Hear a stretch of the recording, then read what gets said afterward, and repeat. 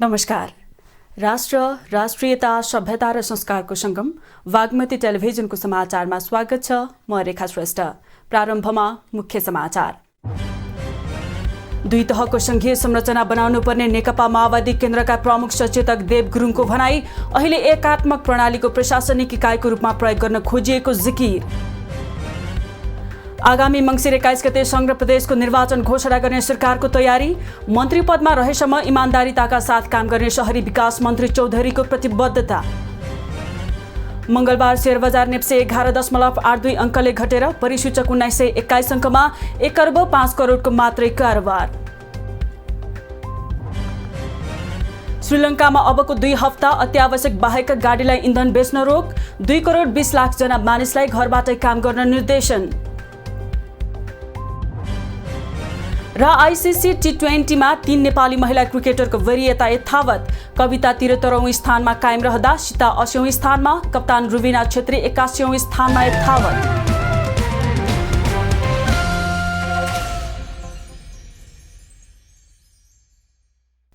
सुरु गरौं संघीयताबारे नेताहरूको भनाइ सम्बन्धी समाचारबाट।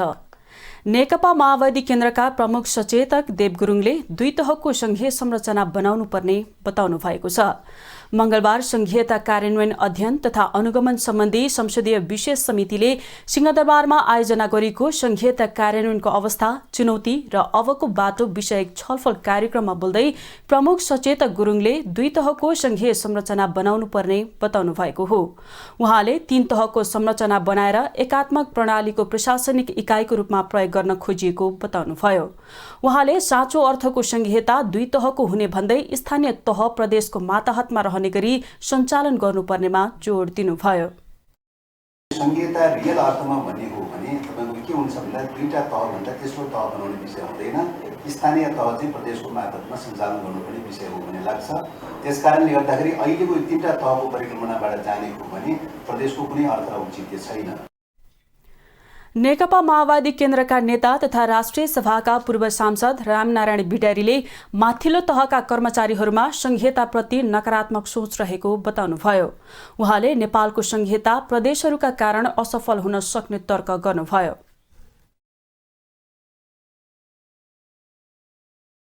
यदि हाम्रो देशमा संघीयता केही गरी फेल भयो भने त्यो प्रदेशको कारणले पनि हुनसक्छ है। प्रदेशले काम गरेन भन्छ नि, प्रदेशले यस्तो गर्यो उसको पनि कारण हुन्छ। नेकपा माओवादी केन्द्रका नेता तथा पूर्व सांसद दीनानाथ शर्माले सिंहदरबार संघीयताको पक्षमा नरहेको उल्लेख गर्दै सिंहदरबारलाई संघीयताको पक्षमा रूपान्तरित गर्नुपर्नेमा जोड दिनुभयो। उहाँले संविधान अनुरूप प्रशासनिक र न्याय क्षेत्रको पुनः संरचना हुन नसक्दा संघीयता कार्यान्वयनमा समस्या पैदा भएको बताउनुभयो। न्याय क्षेत्रको सम्पूर्ण संरचना भएन।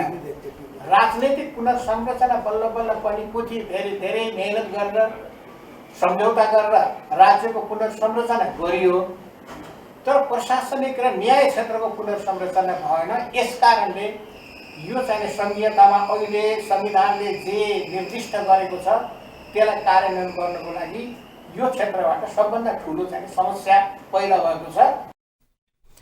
त्यसैगरी नेकपा माओवादी केन्द्रकी सांसद रेखा शर्माले संघीयता कार्यान्वयनको पक्ष फितलो भएको बताउनुभयो। उहाँले संघ, प्रदेश र स्थानीय तीनै तहका मानिसहरूको एकात्मक मानसिकता रहेको उल्लेख गर्नुभयो। जस्तो सोचेका थियौँ त्यस्तो सहअस्तित्व, सहकारिता, समन्वय भनेर जे भन्यौँ हाम्रो उसमा त्यस्तो खालको देखिन्न। र अहिले पनि एकात्मक मानसिकताबाट हामी तल झर्न सकेका छैनौँ। मुक्ति संहिता भनेका छौँ, काम गरेका छौँ, चाहे त्यो केन्द्रमा काम गर्ने मान्छे होस्, चाहे त्यो प्रदेशमा काम गर्ने मान्छे होस् या स्थानीय तहमा काम गर्ने मान्छे होस्। मैले त कस्तो देख्छु भने जहाँसुकै एकात्मक मान्छे देख्छु। उहाँले संविधान अनुरूपको कानून बनाउँदा संघले प्रदेश र स्थानीय तहलाई अधिकार दिन नचाहने र प्रदेशले स्थानीय तहलाई अधिकार दिन नचाहने समस्या देखिएको बताउनुभयो।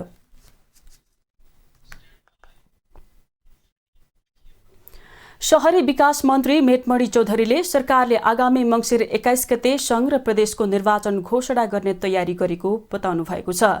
मंगलबार काठमाडौँमा भएको एक कार्यक्रममा बोल्दै मन्त्री चौधरीले सरकारले आगामी मङ्सिर 21 गते निर्वाचन हुने गरी संघ र प्रदेशको निर्वाचन घोषणा गर्ने बताउनु भएको हो।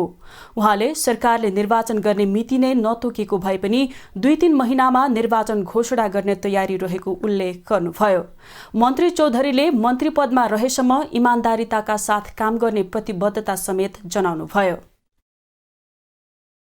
मैले यहाँहरूको बीचमा भन्न चाहन्छु, मैले रहँदासम्म इमानदारीपूर्वक काम गर्ने प्रयास गर्नेछु, किनकि अब पनि नेपालमा इमानदार मान्छे, एउटा स्ट्रङ कमिटमेन्ट भएका मान्छे, यो गर्छु भन्ने भावना भएका मान्छे जन्मेनन् भने, हामी जन्मेनौँ भने एउटा सङ्कट, एक खालको मनोविज्ञान कस्तो बन्दैछ भने नेपालका दल पनि काम लाग्दैनन्, नेता पनि काम लाग्दैनन्, ब्युरोक्रेट पनि काम लाग्दैन, अथवा पत्रकारहरू पनि काम लाग्दैन। मन्त्री चौधरीले मुलुकलाई सही बाटोमा लैजाने राम्रो भिजन भएको नेतृत्वको कमी रहेको बताउनुभयो। राष्ट्रपति, प्रधानमन्त्री र मन्त्रीहरू मात्रै इमानदार भएर मात्रै मुलुक नबन्ने भन्दै सबै नेपाली नागरिक समेत इमानदार हुनुपर्ने उहाँको भनाइ थियो। पछिल्लो 24 घण्टामा थप 44 जनामा कोरोना संक्रमण पुष्टि भएको छ। स्वास्थ्य तथा जनसङ्ख्या मन्त्रालयका अनुसार 2798 नमुना परीक्षण मध्ये 44 जनामा संक्रमण देखिएको हो। पछिल्लो 24 घण्टामा कुनै पनि संक्रमितको मृत्यु भएको छैन। हालसम्मको मृत्यु संख्या 11952 छ। मन्त्रालयका अनुसार थप 17 जना संक्रमण मुक्त भएका छन्। हाल मुलुकभर 229 सक्रिय संक्रमित छन्। यसैबीच पछिल्लो 24 घण्टामा काठमाडौँ उपत्यकामा 24 जना कोभिड-19 संक्रमित थपिएका छन्। काठमाडौँमा 18, भक्तपुरमा 1 र ललितपुरमा 5 जना गरी नयाँ संक्रमित देखिएका हुन्। यो सँगै काठमाडौँ उपत्यकामा सक्रिय संक्रमितको संख्या 129 पुगेको छ। उपत्यका बाहिर पर्सा, रौतहट, सिराहा, चितवन, स्याङ्जा, नवलपरासी पश्चिम, बाँके र कैलालीमा पनि संक्रमित थपिएका छन्। संक्रमित मध्ये 223 जना होम आइसोलेसनमा र 6 जना संस्थागत आइसोलेसनमा रहेका छन्। अस्पतालमा रहेका 6 मध्ये 2 जना आइसियुमा रहेको स्वास्थ्य तथा जनसङ्ख्या मन्त्रालयले जनाएको छ।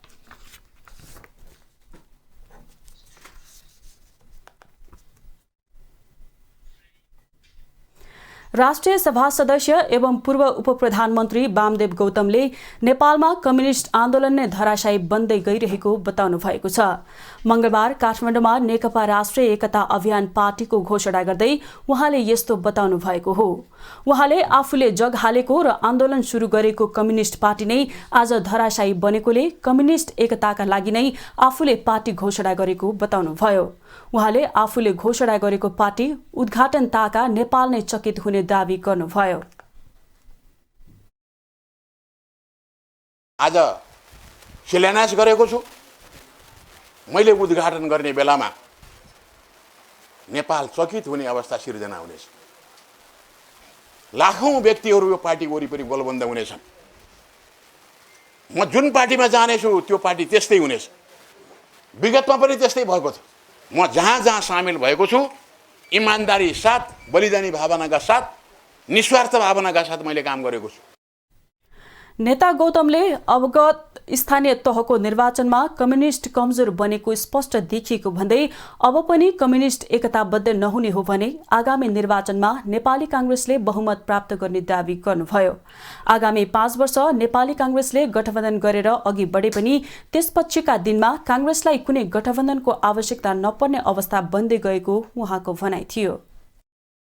या त बहुमतै प्राप्त गर्नेछ नेपाली कांग्रेसले गठबन्धनबाट, नभए पनि सबभन्दा ठुलो पार्टीको रूपमा प्रतिनिधि सभा र प्रदेश सभाहरूमा स्थापित हुनेछ। त्यसको 5 वर्षसम्म नेपाली कांग्रेसकै नेतृत्वमा नेपालको यी सबै संरचनाहरू रहनेछन्। त्यसपछि नेपाली कांग्रेसलाई गठबन्धनको आवश्यकता पर्ने छैन दोस्रो निर्वाचनमा। नेता गौतमले नेपाली कांग्रेस सत्तामा रहँदा विकासको नाममा जे पनि गर्ने गरेको आरोप लगाउनुभयो। उहाँले एकीकृत भएको कम्युनिस्ट आन्दोलन र पार्टी अघि बढे मात्रै देश विकास सम्भव रहेको जिकिर गर्नुभयो। उहाँले अहिले पनि दल दर्ता भइसकेका र नभएका गरी करिब 5-10 वटा संगठनहरू आफ्नो साथमा रहेको भन्दै अब नेपालको कम्युनिस्ट आन्दोलनलाई सुदृढ बनाउँदै अघि बढ्ने बताउनुभयो।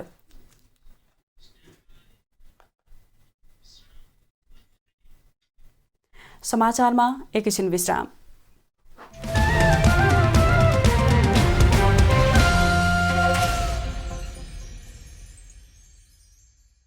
हामी समाचारको निरन्तरतामा छौं। अब बाँकी समाचार। काठमाडौँ महानगरपालिकाले हैजा नियन्त्रणको प्रयासमा 24 घण्टा हटलाइन टेलिफोन सञ्चालनमा ल्याएको छ।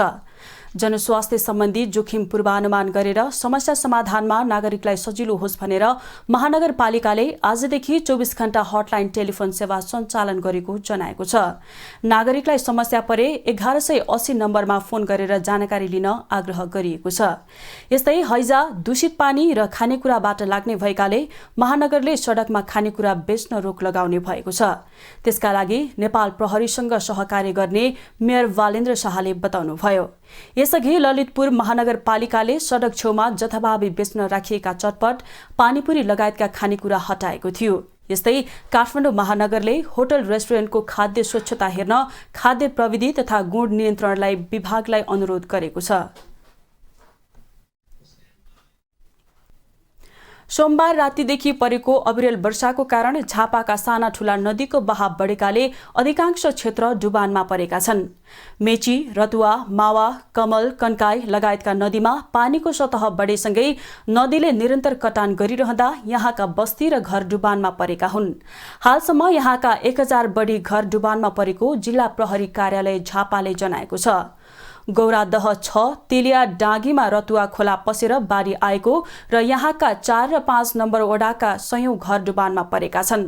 बर्खा लागेसँगै यहाँका सबैजसो नदी र खोलामा पानीको सतह बढेका कारण बस्तीहरू जोखिममा परेका छन्।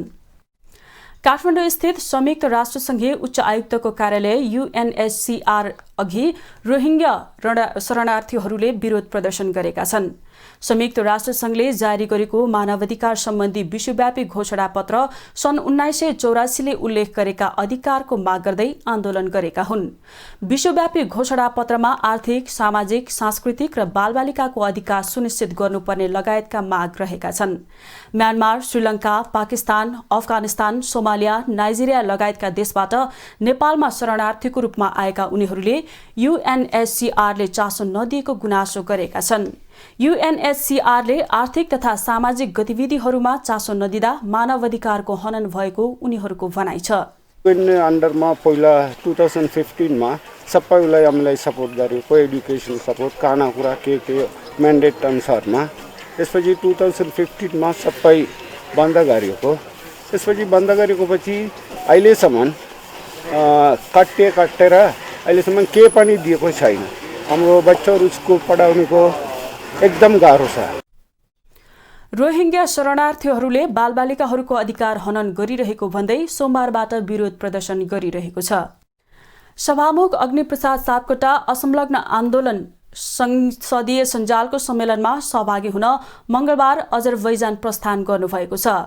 अजरबैजान संसदको आयोजनामा असार 16 देखि 18 सम्म अजरबैजानको बाकुमा सम्मेलन हुँदैछ।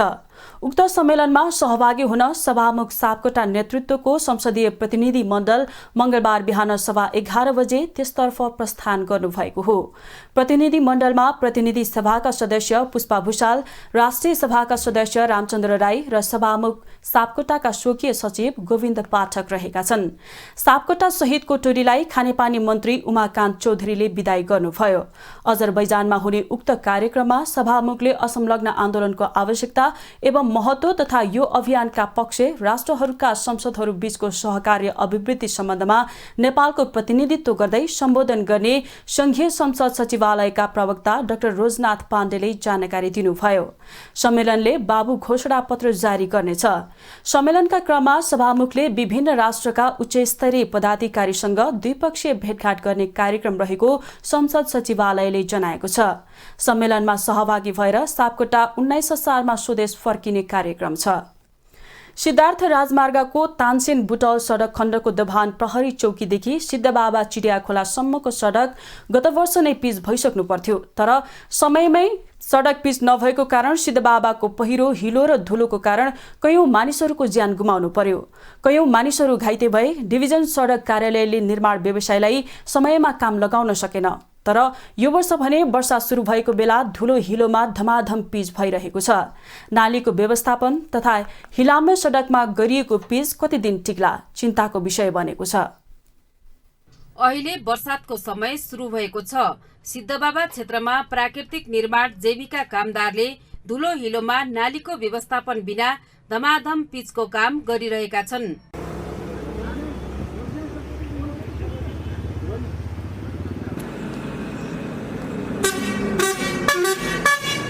नालीको व्यवस्थापन नगरी धुलो हिलोमा राजमार्गमा गरिएको कालोपत्रे कति दीर्घकालीन टिकाउ हुने हो सबैमा चिन्ताको विषय बनेको छ। बुटोल बजारमा झुम्साबाट पानी लैजान चिडिया खोलादेखि दोबानसम्मको सडक नाली खनेर अस्तव्यस्त बनेको छ। त्यही अस्तव्यस्त सडकमा अर्को निर्माणले भने धमाधम पिचको काम गरिरहेको छ।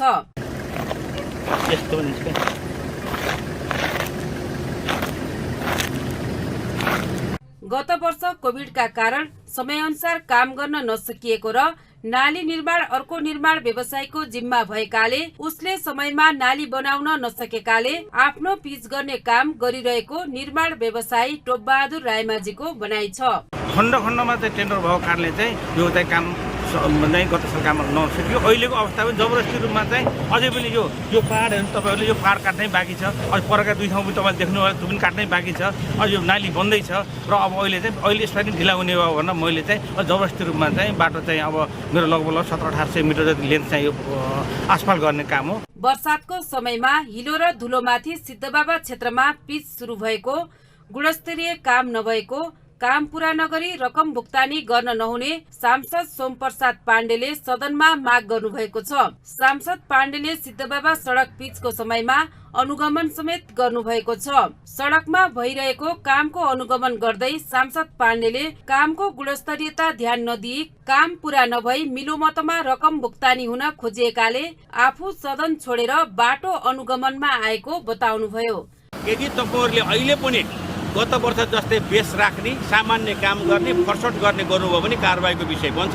त्यसकारण चाहिँ तपाईहरुले यो बाटो कम्प्लिट नगरिकन फर्सट पनि गर्न पाउनुहुन्न, जसरी पनि कम्प्लिट गर्नुपर्छ भनेर मैले भनिराखेको हुँदाखेरि चाहिँ आज म आफै निरीक्षण गर्न आएको हुँ। डिभिजन कार्यालय पाल्पाले भने निर्माण व्यवसायीलाई पटक पटक ताकेता गर्ने, चिठी पत्र काट्ने गरेको जनाएको छ।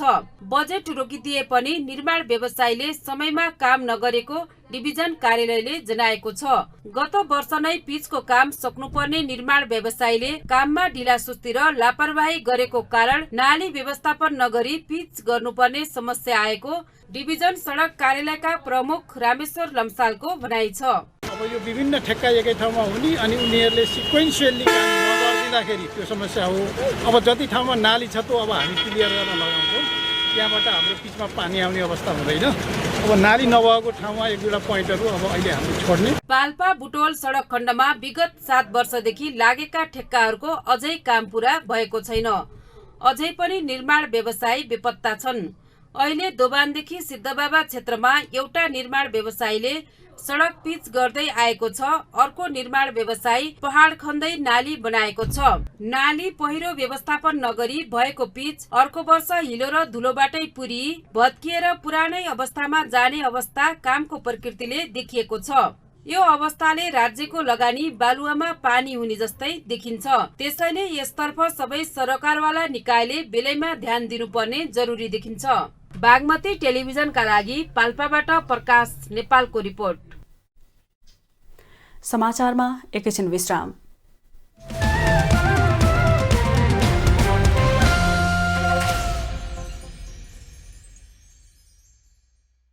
हामी समाचारको निरन्तरतामा छौं। अब बाँकी समाचार। नेपाल र भारतबीच महाकाली एकीकृत विकास सन्धि भएको 26 वर्षपछि नेपालले पानी पाएको छ। सन् 1996 मा नेपाल र भारतबीच भएको महाकाली एकीकृत सन्धि अनुसार मूल नहर निर्माण कार्य थालनी भएको थियो। नहर थालनी भएको 20 वर्षभित्र नहर निर्माण गरिसक्नुपर्ने भए पनि लामो समय नहर निर्माण ढिलाइको कारण गति लिन नसकेको नहर आयोजनालाई 26 वर्षपछि भारतले पानी दिएको हो। महाकाली सिंचाई आयोजना तेस्रो चरणका अनुसार भारत तर्फबाट निर्माण गरेको नहरको भागमा केही दिन अगाडिबाट परीक्षण गर्नको लागि पानी छोड्न थालेको छ। यसैगरी नेपाली पक्षले पनि आवश्यक तयारी गरेर बुधबार पानी नहरमा ल्याउने गरी तयारी गरिरहेको आयोजना कार्यालयले जनाएको छ। लामो समयसम्म भारतले आफ्नो भूमिमा बनाउनु पर्ने मूल नहर निर्माणमा चासो देखाएको थिएन, तर केही वर्ष अगाडिबाट नहर निर्माणमा भारतीय पक्षले तदारुक देखाएपछि 26 वर्षपछि नहरमा पानी आएको हो। महाकाली सिंचाई आयोजना तेस्रो चरणका आयोजना निर्देशक रणबहादुर बमले 3 दिनदेखि निरन्तर रूपमा टनकपुर नहरबाट नेपालतर्फ पानी आइरहेको बताउनुभयो। उहाँले टनकपुर नहरबाट 26 वर्षपछि आएको पानीले असार 15 अर्थात् धान दिवसका दिन नहरको पानीबाट किसानहरूले धान रोप्ने कार्यक्रम समेत रहेको बताउनुभयो। आयोजना निर्देशक बमले नेपाल भारत सन्धि भएको झण्डै 26 वर्षसम्म आउँदा मूल नहरको 18.5 किलोमिटर क्षेत्रमा मात्रै मूल नहर निर्माण सम्पन्न भएको बताउनुभयो। उहाँले बर्मदेव क्षेत्रबाट सन् 2001 मा मूल नहर निर्माण गर्ने भनेर अनुसन्धान थालिएको नहरको आर्थिक वर्ष 2063-64 देखि सिंचाईको मुख्य नहर निर्माण अगाडि बढाइएको बताउनुभयो। निर्देशक बमले मूल नहर निर्माण सुरु भए पनि नहर निर्माणको गति तीव्र भएको कारण नहरमा अहिले पानी बग्ने अवस्था आएको उल्लेख गर्नुभयो। निर्देशक बमले दोधारा चाँदनी नगरपालिका क्षेत्रमा आवश्यक जग्गा अधिग्रहण गर्नको लागि प्रक्रिया अगाडि बढाइएको पनि बताउनुभयो। सन् 2022 सम्म मूल नहर निर्माण पूर्ण रूपमा सम्पन्न गरिसक्नुपर्ने भए पनि निर्माण पूरा हुने सम्भावना भने न्यून देखिन्छ। सन्धि अनुसार मूल नहरबाट नेपालले गर्मीमा 28.35 क्युसेक पानी पाउनेछ भने हिउँदको समयमा 8.5 क्युसेक पानी प्राप्त गर्नेछ। मूल नहर निर्माणसँगै मूल नहरको शाखा नहर निर्माण गर्ने कुरालाई पनि अगाडि बढाइएको छ। महाकाली सिंचाई तेस्रो चरण आयोजना अनुसार बर्मदेव क्षेत्रमा 12 वटा शाखा विस्तार गरिनेछ भने मुसेपानी हात्तीथला क्षेत्रमा 10 वटा नहरका शाखा विस्तार गरिनेछन्। सन्धि अनुसार दोधारा चाँदनी क्षेत्रमा भारतले 10 घनमिटर प्रति सेकेन्ड 350 क्युसेक पानी उपलब्ध गराउनेछ भनेर उल्लेख गरिएको छ। यस्तै भारतले भने सन् 1928 मा नै निर्माण गरेको शारदा ब्यारेजबाट निरन्तर भारतीय भूमिमा पानी आपूर्ति गराउने नहर करिब 11,500 क्युसेक क्षमताको छ। नेपाली पक्षबाट समयमै नहर निर्माण गर्न नसक्दा पानीको ठूलो हिस्सा कब्जा गरेको भारतले दोधारा चाँदनीले पाउनुपर्ने जम्मा 350 क्युसेक पानी पनि भारतले अहिलेसम्म दिएको छैन। सन् 1996 मा नेपाल र भारत बीच एकीकृत महाकाली सन्धि हुँदा दोधारा र चाँदनी सिंचाईका लागि पानी दिनुपर्ने तथा भारतीय भूमिमा 1200 नहर निर्माण गर्नुपर्ने कुरा उल्लेख गरिएको थियो। विषम 2052 साल माघ 29 गते तत्कालीन प्रधानमन्त्री शेरबहादुर देउवा र भारतीय प्रधानमन्त्री पीभी नरसिंह राव बीच महाकाली सन्धि भएको थियो। संविधान सभा सदस्य तथा नेपाली कांग्रेसका नेता रमेश लेखकले संघीयतालाई सफल पार्नुको विकल्प नरहेको बताउनु भएको छ। मंगलबार संघीयता कार्यान्वयन अध्ययन तथा अनुगमन सम्बन्धी संसदीय विशेष समितिले सिंहदरबारमा आयोजना गरेको संघीयता कार्यान्वयनको अवस्था, चुनौती र अबको बाटो विषयक छलफल कार्यक्रममा बोल्दै नेता लेखकले संघीयतालाई सफल पार्नुको विकल्प नरहेको बताउनु भएको हो। उहाँले संघीयता, गणतन्त्र, लोकतन्त्र र समावेशिता संविधानको 4 खम्बा रहेको उल्लेख गर्दै कुनै एक खम्बा झिकेर अरू खम्बालाई बचाउन नसकिने उल्लेख गर्नुभयो। राजनीतिक अस्थिरताका कारण पार्टी फुट्ने र सरकार परिवर्तन हुने गर्दा प्रदेश सभाहरूले चाहे जस्तो काम गर्न नसकेको उहाँको भनाइ रहेको थियो। कसैले यो संघीयता झिकेर अथवा समावेशिता झिकेर या गणतन्त्र लोकतन्त्र केही एउटा झिकेर अरू कुरा बचाउन सकेला कि भन्ने सम्भव छैन। त्यसकारण जस्तो छ यसलाई सफल पार्नु बाहेक अरू विकल्प छैन। उहाँले प्रदेश र स्थानीय तहमा अधिकार, जनशक्ति, स्रोत, साधन र विज्ञताको अभाव रहेको बताउनुभयो। नेता लेखकले आर्थिक पारदर्शिताको पनि अभाव रहेको बताउनुभयो। त्यसैगरी छलफल कार्यक्रममा बोल्दै नेपाली कांग्रेसका नेता तथा राष्ट्रिय सभाका पूर्व सांसद सुरेन्द्र राज पाण्डेले जनताले अपेक्षा गरे अनुसार संघीयताको फल पाउन नसकिएको बताउनुभयो। दुई तहको संघीयताको बारेमा बहस गर्ने बेला आएको उहाँको भनाइ थियो। हामीले म्यानेज गर्यौँ होला, केही साथीहरूलाई चाहिँ सांसद बनाएर मन्त्री बनाएर राजनीतिक दलहरूलाई त्यो चाहिँ म्यानेज गर्न अलिकति सजिलो भयो होला, तर पब्लिकमा चाहिँ खासै यसले जुन आशा पब्लिकले गरेका थिए संघीयताबाट त्यो चाहिँ नि कुनै प्रतिफल पाइएन भन्ने मेरो निष्कर्ष हो। मेरो यो अध्ययन होइन, अनुभवको निष्कर्ष। संविधान सभा सदस्य तथा नेपाली कांग्रेसका सहमहामन्त्री जीवन परियारले संघीयता विरोधीहरूले संघीयता कार्यान्वयनको प्रक्रियामा भाग लिइसकेकाले संघीयता चाहिँदैन भन्नु असान्दर्भिक भइसकेको बताउनुभयो। उहाँले संघीयता मार्फत सुशासन र तीव्र आर्थिक विकास दिन खोजिएको उल्लेख गर्दै त्यसो गर्न नसकेमा संघीयताको मर्मबाट वञ्चित हुने उल्लेख गर्नुभयो। र तीव्र आर्थिक विकास यो दुईटा कुरालाई हामीले बिर्स्यौँ भने संघीयताको मर्मबाट हामी वञ्चित हुन्छौँ भन्ने लाग्छ मलाई। उहाँले प्रदेश सरकारलाई प्रभावकारी बनाउने विषय कसैको प्राथमिकतामा नपरेको बताउनुभयो। उहाँले संघीय सरकारले प्रदेश र स्थानीय तहमा अधिकार प्रत्यायोजन गर्नुपर्नेमा उहाँले जोड दिनुभयो।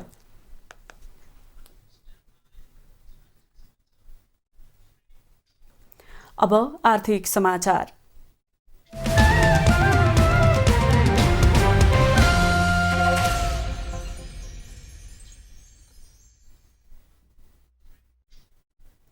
मंगलबार पनि शेयर बजार दोहोरो अंकले घटेको छ। नेप्से 11.82 अंकले घटेको हो। समग्रमा बजार 0.61% बजार घट्दा नेप्से परिसूचक 1921.31 अंकमा झरेको छ।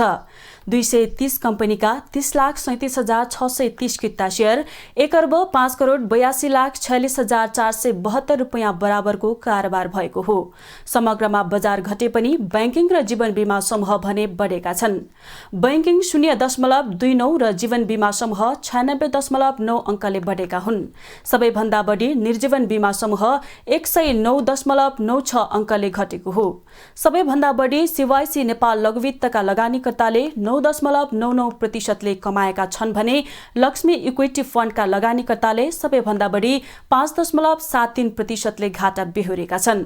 मंगलबार एशियन लाइफ इन्स्योरेन्स कम्पनीको सबैभन्दा बढी 7,31,33,000 बराबरको कारोबार भएको छ।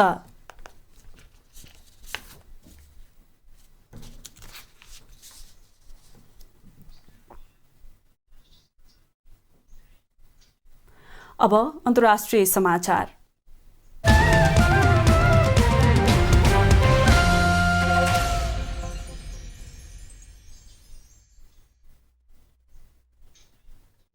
श्रीलङ्काले अत्यावश्यक बाहेकका गाडीहरूलाई पेट्रोलियम पदार्थ बिक्री बन्द गरेको छ। खराब आर्थिक संकट भोगिरहेको श्रीलङ्काले जुलाई 10 तारिकसम्मका लागि सार्वजनिक बस, रेल, चिकित्सा सेवा र खाद्यान्न ढुवानीका लागि प्रयोग हुने गाडीलाई मात्र पेट्रोल भर्न दिने घोषणा गरेको बीबीसीले जनाएको छ। यस्तै शहरी क्षेत्रका सबै विद्यालय बन्द भएका छन्।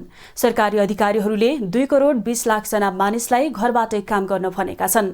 श्रीलङ्का अहिले इन्धन, खाद्यान्न, औषधि जस्ता वस्तुको आयातको रकम तिर्न संघर्ष गरिरहेको छ। श्रीलङ्काको मन्त्री परिषदका प्रवक्ता बन्दुला गुणरवेदनाले देश खराब आर्थिक संकटमा रहेकाले अबको 2 हप्ता निजी गाडी तथा अत्यावश्यक बाहेकका सबै गाडीलाई पेट्रोल बिक्री बन्द गरेको जानकारी दिनुभएको छ।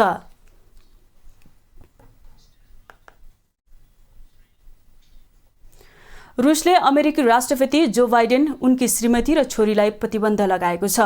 अमेरिकी राष्ट्रपतिसँगै अन्य 23 जना अमेरिकनलाई पनि रुसको यात्रामा प्रतिबन्ध लगाइएको त्यहाँको विदेश मन्त्रालयले जनाएको हो। अमेरिकाले लगाउँदै आएको विभिन्न प्रतिबन्धको प्रतिक्रिया स्वरूप रुसले पनि 25 अमेरिकी नागरिकलाई रुसको यात्रा प्रतिबन्ध लगाएको बताइएको छ। तीमध्ये अधिकांश अमेरिकी सेनेटरहरू हुन्।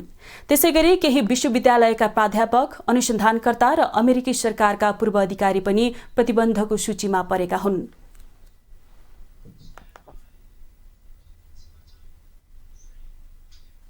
अब खेलकुद समाचार।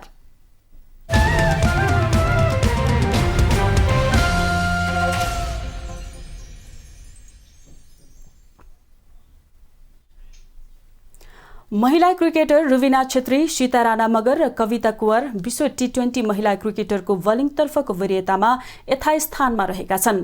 मंगलबार सार्वजनिक वरियता अनुसार 3 जना महिला क्रिकेटरको बलिङतर्फको वरियता यथावत रहेको हो। कविता 73औं स्थानमा कायम रहँदा सीता 80औं स्थानमा छिन्। कप्तान रुबिना छेत्री 81औं स्थानमा यथावत छिन्। बलिङतर्फको शीर्ष वरियतामा इङ्ल्यान्डकी सोफी इक्विलोस्टन रहेकी छिन्। यस्तै ब्याटिङतर्फ सीता राणा मगर र कप्तान रुबिना छेत्रीको वरियता 63औं र 85औं स्थानमा छ। विकेट किपर ज्योति पाण्डे भने 1 स्थान तल झर्दै 95औं स्थानमा रहेकी छिन्। गत साता मात्र नेपालको राष्ट्रिय महिला क्रिकेट टिमले एसीसी महिला टी20 च्याम्पियनशिप खेलेको थियो। प्रतियोगितामा नेपाल सेमिफाइनलसम्म पुगेको थियो। नेपालले गत जेठमा घरेलु भूमिमा युगाण्डा विरुद्ध 5 खेलको टी20 सिरिज खेलेको थियो। सो सिरिज नेपालले 3-2 ले गुमाएको थियो।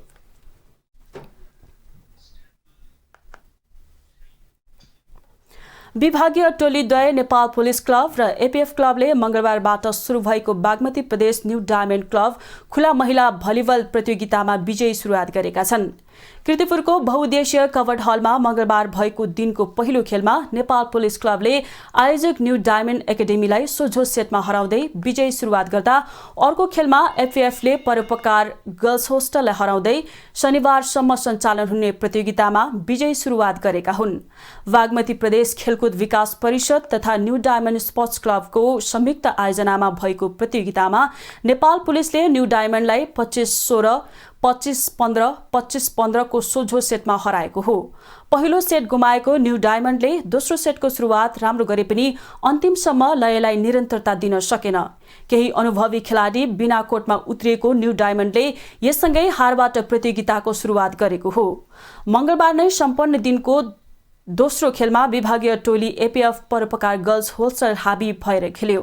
सोही क्रममा एपीएफले परोपकारलाई 23-11, 25-4, 25-3 को सोझो सेटमा स्तब्ध बनाउँदै प्रतियोगिताको सुरुवात गरेको हो। प्रतियोगिता बुधबार पनि 2 खेल हुनेछ। दिनको पहिलो खेल नेपाल पुलिस र परोपकार गर्ल्स होस्टल तथा दोस्रो खेल न्यू डायमन्ड एकाडेमी र एपीएफ क्लब बीच हुनेछ। 4 टोलीले सहभागिता जनाएको प्रतियोगिता राउन्ड रोबिन लिगका आधारमा सञ्चालन हुनेछ। राउन्ड रोबिनमा शीर्ष 2 स्थान हात पार्नेले उपाधिका लागि प्रतिस्पर्धा गर्नेछन् भने तेस्रो र चौथो टोलीले तेस्रो स्थानका लागि प्रतिस्पर्धा गर्नेछन्।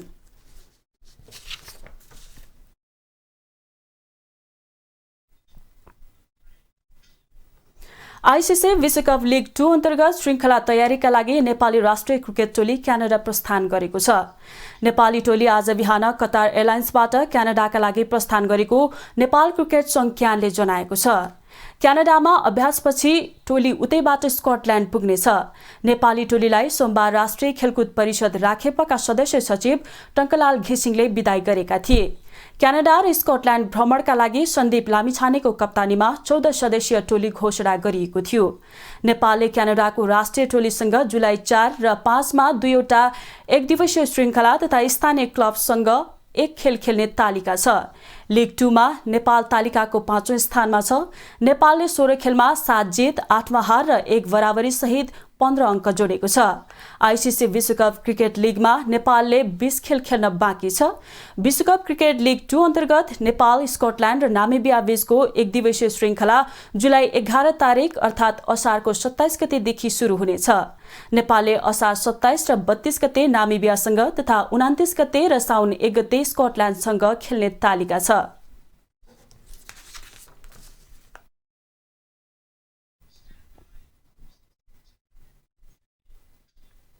अब मौसम सम्बन्धी समाचार।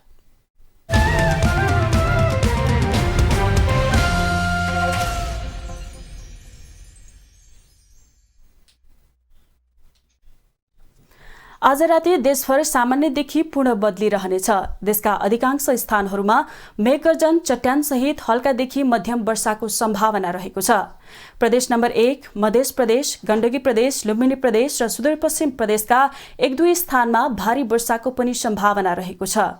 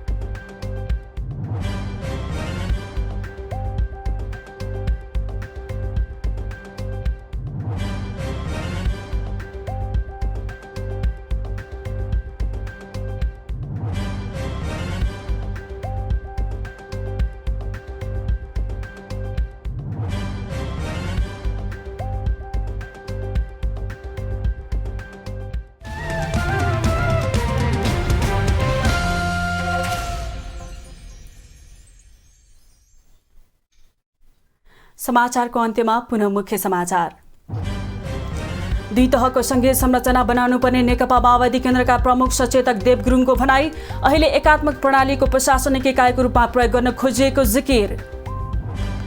आगामी मङ्सिर 21 गते संघ प्रदेशको निर्वाचन घोषणा गर्ने सरकारको तयारी। मन्त्री पदमा रहेसम्म इमान्दारिताका साथ काम गर्ने शहरी विकास मन्त्री चौधरीको प्रतिबद्धता। मंगलबार शेयर बजार नेप्से 11.82 अङ्कले घटेर परिसूचक 1921 अङ्कमा 1 अर्ब 5 करोडको मात्रै कारोबार। श्रीलङ्कामा अबको 2 हप्ता अत्यावश्यक बाहेकका गाडीलाई इन्धन बेच्न रोक। 2 करोड 20 लाख जना मानिसलाई घरबाटै काम गर्न निर्देशन।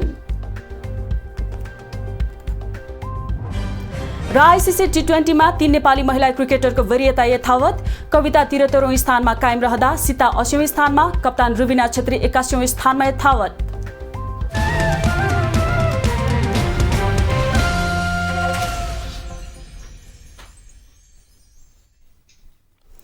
राष्ट्र, राष्ट्रियता, सभ्यता र संस्कार संरक्षणमा समर्पित वाग्मती टेलिभिजनमा प्रसारण भइरहेको समाचार अहिलेलाई यति नै।